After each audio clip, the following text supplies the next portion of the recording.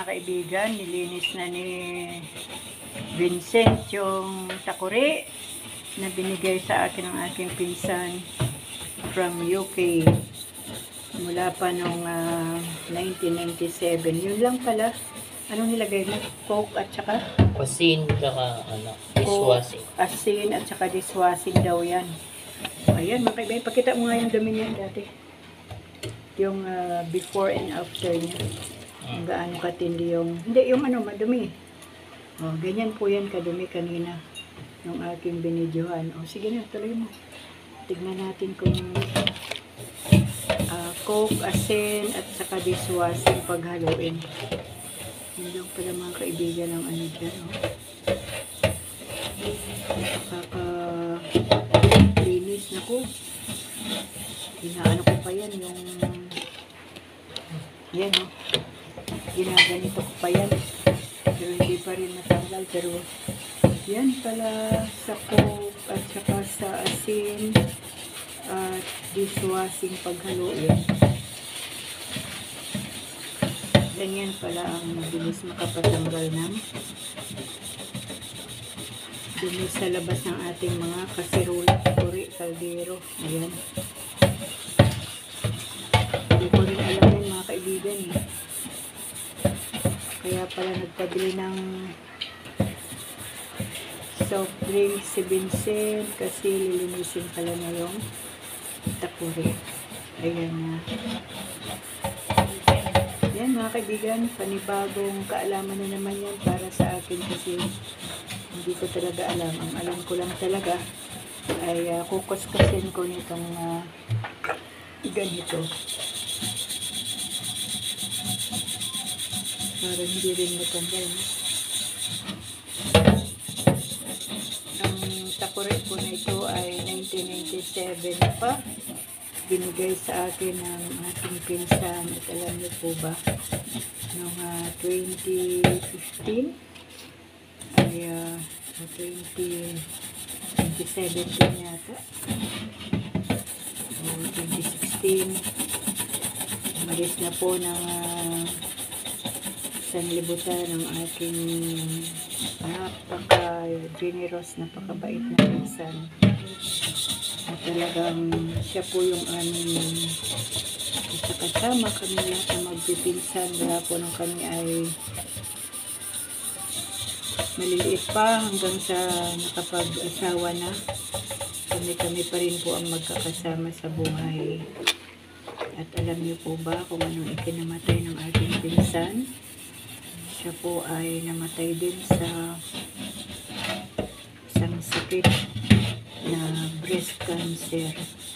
Ang ano lang po kasi sa kanya talagang nagpa-opera po siya. Nung nakita niya po doon sa may kilikilin niya na mayroon pong bukol o umuumbok, parang nagori po siya. Tapos nagpa-opera po siya at parang taon lang po ang lumipas ay nawala na po siya. At doon po siya namatay sa UK.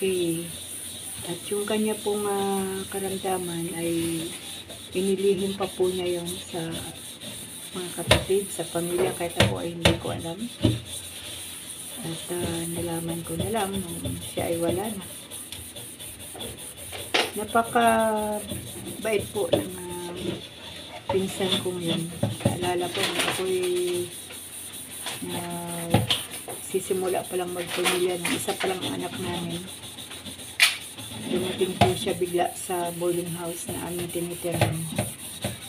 Tapos yung kanyang pang tuition fee sa college, ang final pa naman yun, ibinigay po niya sa akin para pambili ng gatas ang aking anak.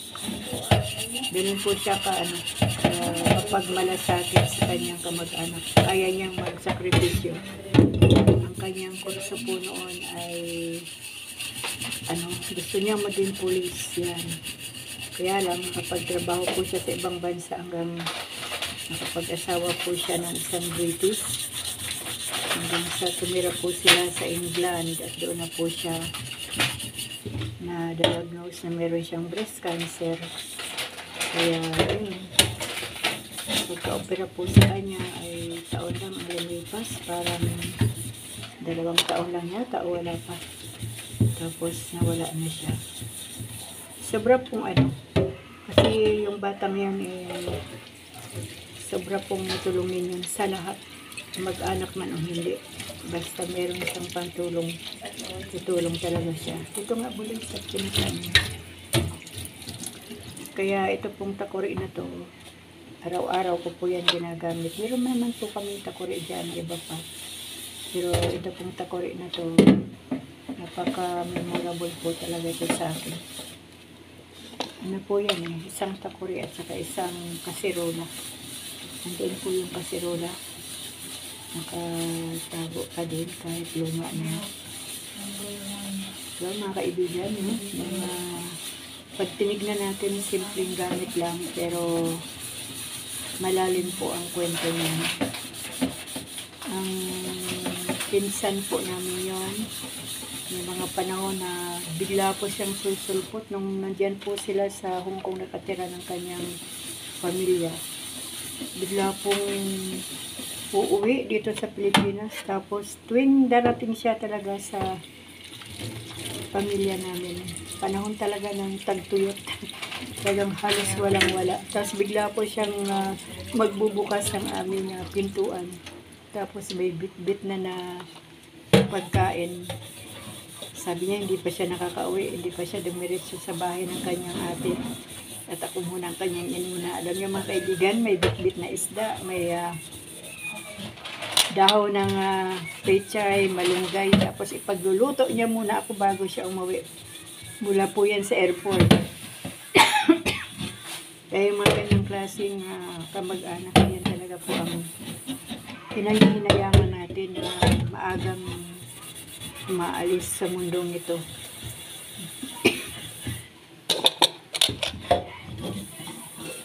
Kung alam ko lang po na na meron siyang breast cancer, in-advisean ko po siya na sana na huwag magpa-opera dahil gaya din po ng aking nararanasan ngayon na breast cancer. Hindi ko rin po pina-opera kaya medyo tumatagal po ang buhay natin. Siyempre hindi naman po lahat ay malakas ang loob. Siyempre takot agad yung mararamdaman ng isang may cancer, di po ba? O, ayan mga kaibigan, hugasan mabuti buli hanggang ilalim ng tubig. Ayan. Nalinis na ni Kuya Vincent ang aking takore.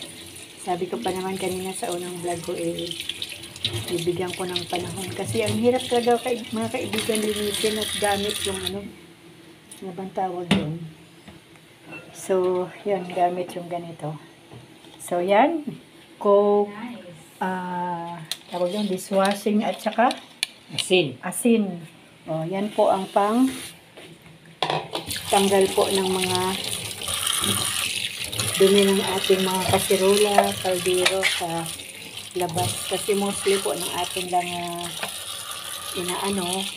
nililinis ay yung loob lang ng ating mga kasirola. Po, gaya po ng takore, hindi naman natin maglinis ng loob. Okay, nilalagyan ko lang ng sabon yan. Minsan asin, tapos kinakalog-kalog ko lang ganun. Tapos yun pala. Ayan na po, ang takore natin. Ang takore ng aking souvenir. 1997 pa po ito na binigay sa atin ng aking pinsan. Ayan. Hindi po ba? Maganda pa rin. Hindi kailangan hanggang hindi tumutulo ang takore na to. Gagamitin ko po yan araw-araw kasi yan po ang nagpapaalala sa akin, sa aking pinsan na sobra pong mapagmalasakit sa kamag-anak. Pinsang buo ko po yan. Ang nanay niya at nanay ko ay magkapatid. Ayan mga kaibigan, malinis na po itong ating takore. Ayan po, pagsamahin daw po yung soft drinks, yung COKA, tapos dishwashing at saka asin. Ayan po. Hanggang dito na lang po ang aking video muli. Maraming salamat po sa inyong panonood. Bye!